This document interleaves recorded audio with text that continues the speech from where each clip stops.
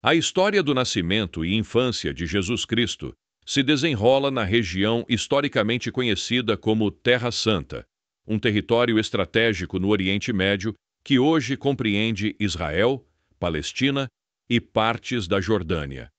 Na época de Jesus, essa área estava sob domínio do Império Romano, dividida em províncias como a Judéia ao sul, Galiléia ao norte e Samaria no centro. A região era um caldeirão cultural e religioso, com Jerusalém como coração espiritual do judaísmo e rotas comerciais que ligavam continentes. Tudo começa em Nazaré, uma pequena cidade na Galiléia, onde Maria recebe a visita surpreendente do anjo Gabriel. O anúncio de que ela daria à luz o Messias acontece nesta cidade obscura, longe dos centros de poder, mostrando desde o início o paradoxo divino.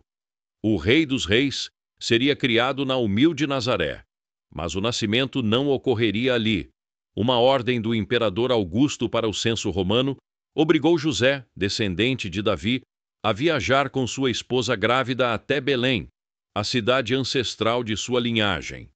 Essa jornada de aproximadamente 150 quilômetros, que levava cerca de 5 dias pelas estradas poeirentas da Judéia, não foi mera coincidência. Belém era o local profetizado por Miqueias séculos antes como o berço do Messias, e Deus usou um decreto político pagão para cumprir sua palavra. Em Belém, o filho prometido nasceu em condições humildes, numa manjedoura, cercado não por nobres, mas por pastores, os primeiros a receberem o anúncio celestial. A adoração dos magos do Oriente, que seguiram uma estrela misteriosa até encontrar o menino, confirmou sua identidade real, mas também desencadeou uma sequência dramática de eventos. Herodes, o rei tirano da Judéia, ao saber do nascimento de um rei dos judeus, sentiu-se ameaçado e ordenou o massacre das crianças de Belém. Mas José, alertado em sonho por um anjo, fugiu com Maria e Jesus para o Egito, repetindo assim o antigo êxodo de Israel, mas agora na direção inversa. Essa jornada perigosa de cerca de 400 quilômetros através do deserto do Sinai levou a família a um refúgio seguro longe do alcance de Herodes, cumprindo mais uma profecia. Do Egito chamei o meu filho. Após a morte de Herodes, um novo aviso angelical permitiu o retorno, mas não para Belém. Descobrindo que Arquelau, filho igualmente cruel de Herodes, governava a Judéia, José levou a família para Nazaré, na Galiléia, onde Jesus cresceria longe das intrigas políticas de Jerusalém. Essa decisão estratégica cumpriu mais um aspecto profético, que ele seria chamado Nazareno, associando-o tanto à humildade quanto ao desprezo que os judeus tinham pelos galileus.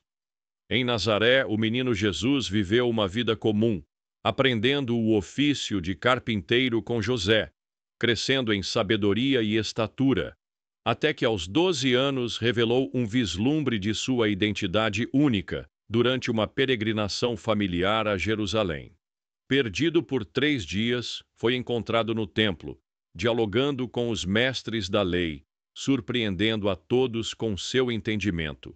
Quando questionado por seus pais angustiados, sua resposta, "Não sabíeis que eu devia estar na casa de meu pai?", ecoou como a primeira declaração pública de sua missão divina. Após esse episódio, a narrativa bíblica silencia sobre sua juventude, apenas afirmando que ele crescia em sabedoria, estatura e graça, até emergir novamente cerca de 18 anos depois. Esse silêncio da Bíblia é conhecido como os anos ocultos de Jesus. E embora não haja relatos canônicos desse período, estudiosos sugerem que ele viveu uma vida comum em Nazaré, trabalhando como carpinteiro e aprofundando-se nas tradições judaicas. Cientificamente, é plausível que Jesus tenha se desenvolvido em um ambiente de intensa religiosidade e resistência cultural contra a dominação romana, o que moldaria seu pensamento e missão. O ressurgimento de Jesus na narrativa acontece no batismo. Portanto, a trajetória entre o templo e o Jordão não é um hiato, mas uma preparação silenciosa e deliberada. Jesus emerge do anonimato com plena consciência de sua missão, pronto para anunciar o reino de Deus. O batismo de Jesus, narrado nos evangelhos como tendo ocorrido no Rio Jordão, é associado a duas localizações principais. A primeira é Qasr al-Yahud, na Cisjordânia, próximo a Jericó, tradicionalmente venerada por cristãos ocidentais. Este local tem sido visitado por peregrinos desde o século IV e é vinculado a diversos eventos bíblicos, como a travessia do Jordão pelos israelitas. No entanto, a localização mais aceita atualmente é Al-Maktas, na Jordânia, na margem leste do rio. Reconhecida pela Unesco como Patrimônio Mundial, Al-Maktas é respaldada por evidências arqueológicas significativas, como ruínas de igrejas, piscinas batismais e inscrições cristãs dos primeiros séculos. Além disso, está alinhada com a menção bíblica de Betânia além do Jordão. João 1:28. Por isso, Al-Maktas reúne hoje o maior consenso entre estudiosos e arqueólogos como o local mais provável onde Jesus foi batizado por João Batista. Este local específico não foi escolhido por acaso. Situado na fronteira entre o mundo judaico e o território gentil, simbolizava a ponte que o ministério de Jesus estabeleceria entre estes dois mundos. O batismo de Jesus nas águas do Jordão marcou não apenas o início de seu ministério público, mas uma transição cósmica na história da redenção. As águas que haviam testemunhado a travessia de Josué agora testemunhavam a revelação do Filho de Deus, com a voz do Pai ecoando sobre as mesmas margens que haviam visto Elias ser levado ao céu. Após este momento culminante, o Espírito conduziu Jesus imediatamente para o deserto da Judéia, uma região árida e inóspita que se estendia desde as colinas de Jerusalém até as margens do Mar Morto. Este deslocamento geográfico representava muito mais do que uma simples mudança de cenário. Era uma transição para um período de provação intensa. O deserto, na tradição judaica, sempre fora lugar de encontro com Deus e de teste espiritual, como demonstraram as experiências de Moisés e Elias. Durante 40 dias, Jesus enfrentou as tentações de Satanás em um ambiente que testava os limites da resistência humana. A geografia acidentada do deserto, com seus penhascos abruptos e vales profundos, tornou-se o cenário para o confronto definitivo entre a obediência perfeita e a tentação. Cada sugestão do diabo, transformar pedras em pão, lançar-se do pináculo do templo, adorar para ganhar os reinos do mundo, foi meticulosamente respondida com a palavra de Deus, demonstrando que Jesus era o verdadeiro Israel que permanecia fiel, onde o povo outrora havia falhado. O retorno de Jesus da solidão do deserto para as áreas habitadas da Galileia marcou o início efetivo de seu ministério público. Este movimento geográfico simbolizava sua transição da preparação privada para a obra pública. Após seu batismo no Jordão e as tentações do deserto, ele retornou primeiro a Caná, onde realizou seu primeiro milagre transformando água em vinho durante uma festa de casamento. Tem mais vinho. Que tenho eu contigo? Diz o que queres que eu faça. Ainda não é chegada a minha hora. Fazei tudo aquilo quanto ele vos disser.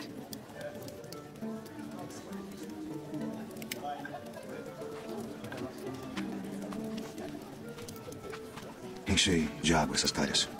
Enchê-las. De água.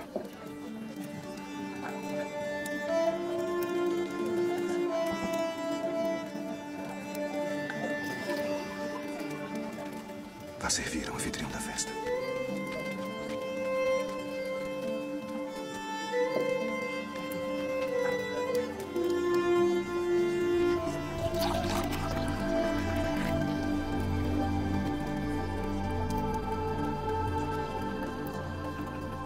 É a primeira festa de casamento na qual eu vou, onde o melhor vinho é servido no final. Este sinal inaugural, ocorrido numa pequena vila galileia, revelava já o caráter jubiloso de seu ministério. De Caná, Jesus desceu para Cafarnaum, na margem noroeste do Mar da Galileia, que se tornaria sua base operacional. A escolha de Cafarnaum era estratégica. Situada na Via Maris, importante rota comercial, a cidade permitia que sua mensagem se espalhasse rapidamente.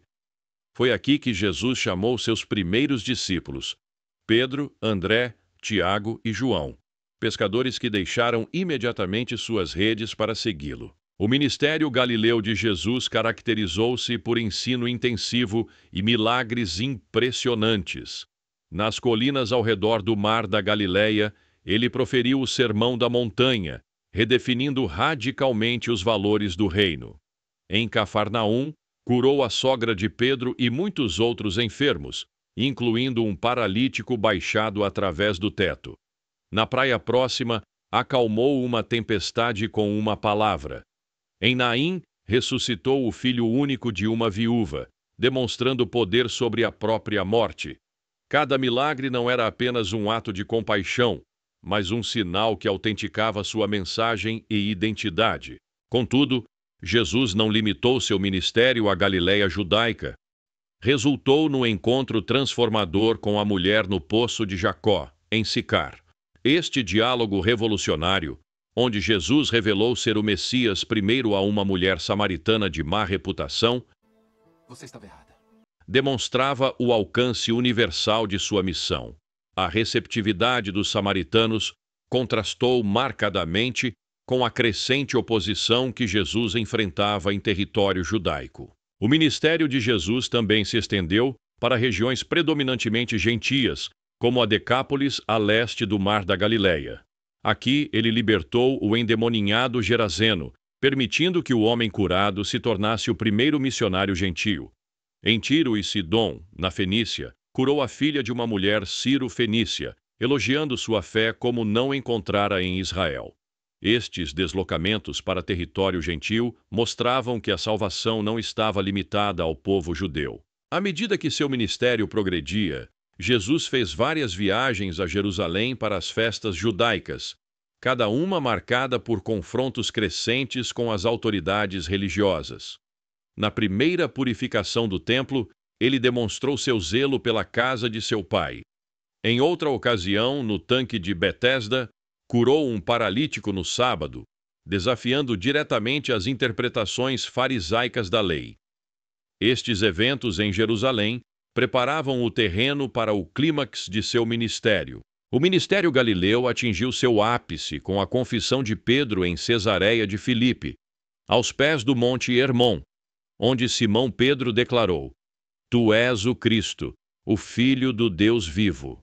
Logo depois, no Monte da Transfiguração, tradicionalmente identificado como o Monte Tabor, Jesus revelou sua glória divina a Pedro, Tiago e João, confirmando sua identidade messiânica. A fase final do ministério público viu Jesus se concentrando cada vez mais na preparação dos discípulos para sua partida. Sua decisão de ir a Jerusalém para a última Páscoa, sabendo dos perigos que o aguardavam, demonstrava seu compromisso inabalável com a vontade do Pai. A ressurreição de Lázaro em Betânia, um milagre tão impressionante que acelerou os planos dos líderes religiosos para matá-lo, foi o último grande sinal antes da paixão. Os eventos decisivos da paixão, morte e ressurreição de Jesus concentraram-se na cidade de Jerusalém e seus arredores, durante a celebração da Páscoa judaica no ano 30 d.C. Esta cidade sagrada, situada nas colinas da Judéia a cerca de 760 metros acima do nível do mar, era o coração religioso do judaísmo e o palco perfeito para o cumprimento da redenção.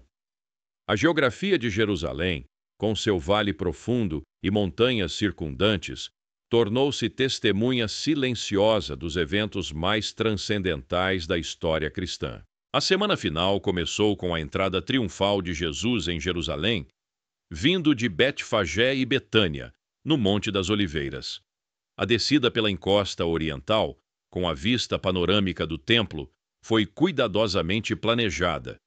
O Messias entrava na cidade exatamente como Zacarias havia profetizado, montado num jumento.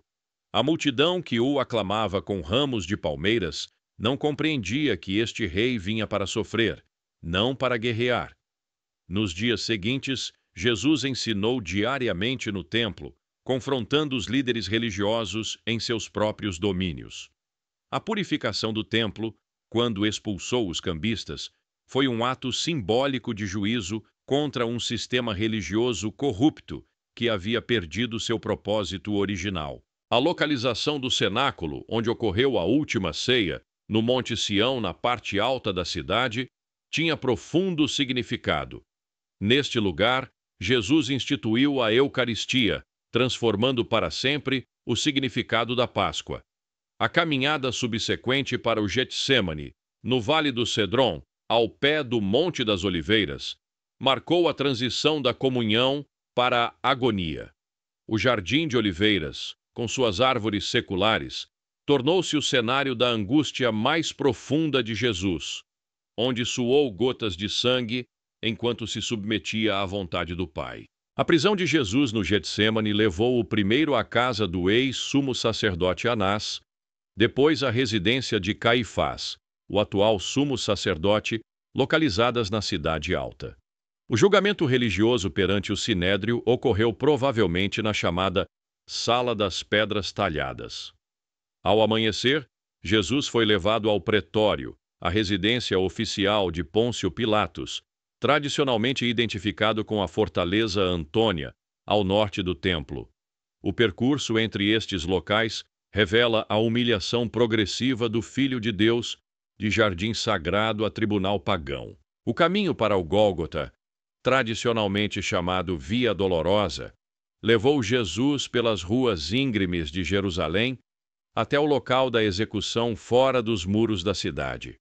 O Gólgota, uma pequena elevação rochosa com forma de caveira, foi escolhido pelos romanos por sua visibilidade pública, uma demonstração de poder imperial.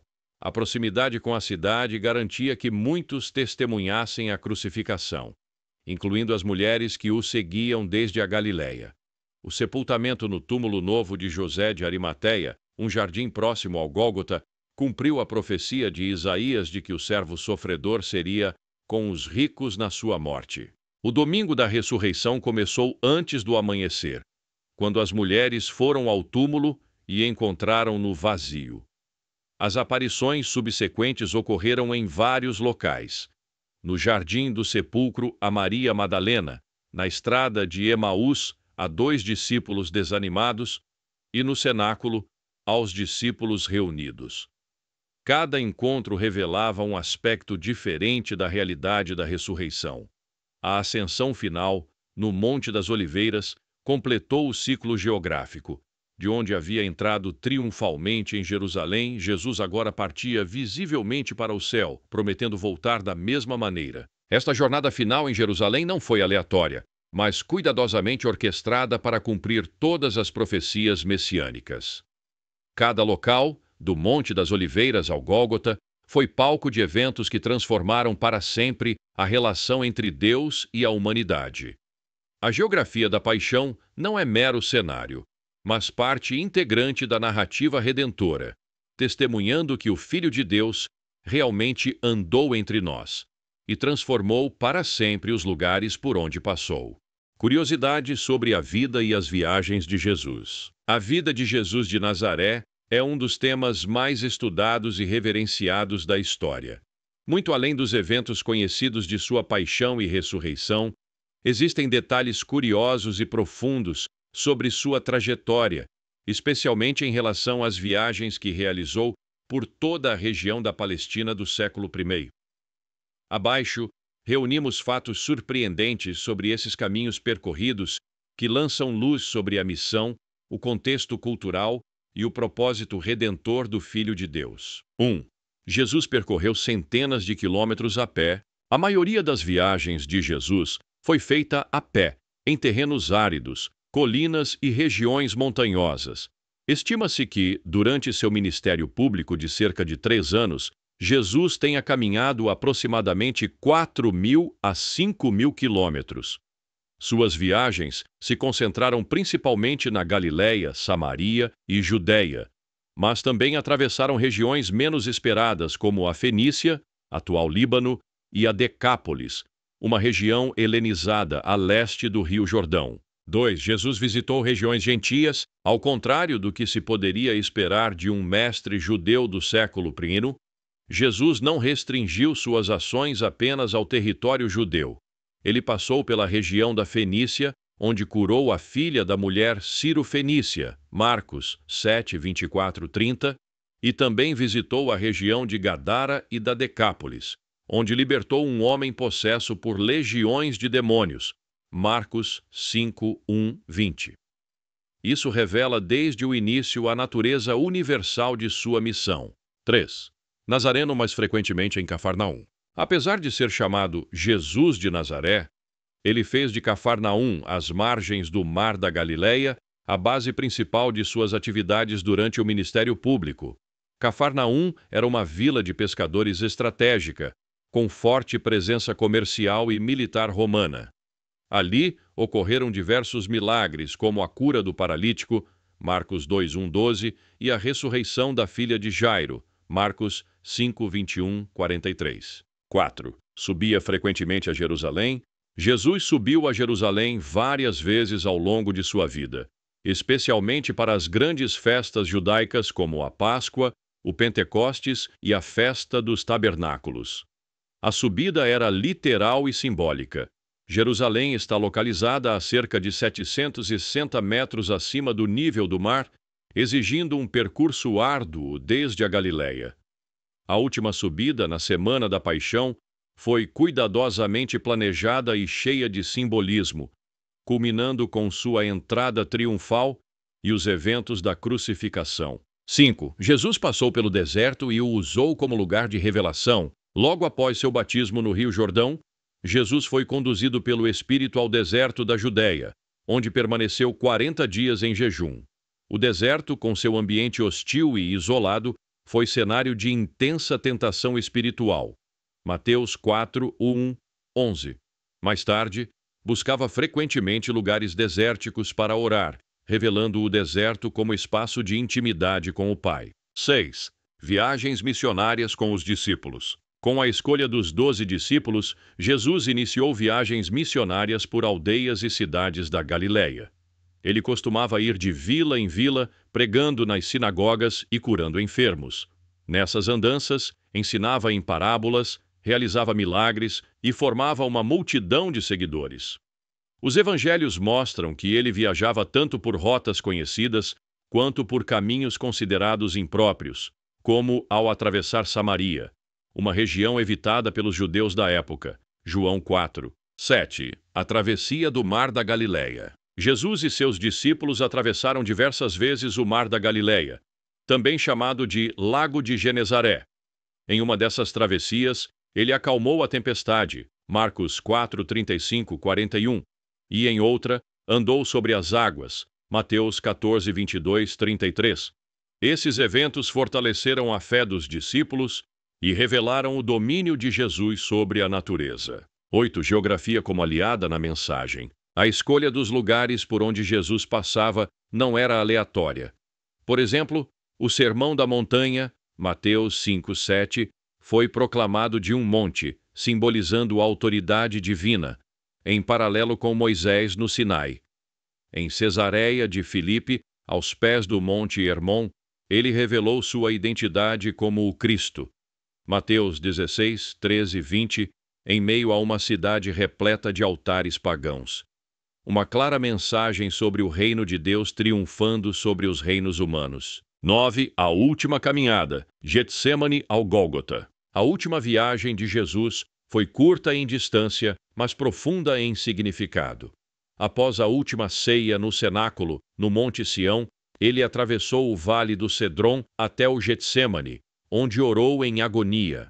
De lá, foi levado à casa de Caifás, ao pretório de Pilatos, e finalmente ao Gólgota, onde foi crucificado. Esse percurso, conhecido como Via Dolorosa, é hoje uma rota de peregrinação cristã. 10. Ascensão no mesmo lugar de entrada triunfal. A ascensão de Jesus, segundo Atos 1, 9, 12, ocorreu no Monte das Oliveiras, o mesmo local de onde ele entrou em Jerusalém montado em um jumentinho. Esse detalhe encerra um ciclo geográfico e teológico, da entrada messiânica à partida gloriosa, com a promessa de que voltará da mesma forma. 11.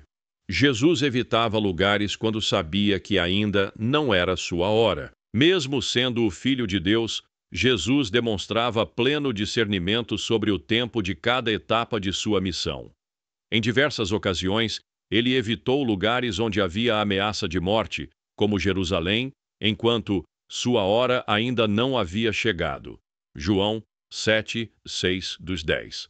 Isso mostra que suas viagens eram também estrategicamente conduzidas segundo a direção do Pai. 12. Jesus fez uma longa caminhada até as regiões de Tiro e Sidom. A viagem de Jesus até Tiro e Sidom, na atual costa do Líbano, surpreende por sua distância, cerca de 80 a 100 quilômetros da Galileia. Ali, atendeu a mulher Ciro-Fenícia, mostrando um avanço claro da missão para os gentios. Marcos 7, 24, 30. Esse deslocamento revela seu desejo de romper fronteiras culturais e espirituais. E 13. Ele cruzou a Samaria, algo que judeus normalmente evitavam. Os judeus geralmente contornavam Samaria para ir da Galileia a Jerusalém, por causa da inimizade histórica com os samaritanos. Mas Jesus escolheu passar por Samaria, João 4, onde teve o famoso diálogo com a mulher no poço.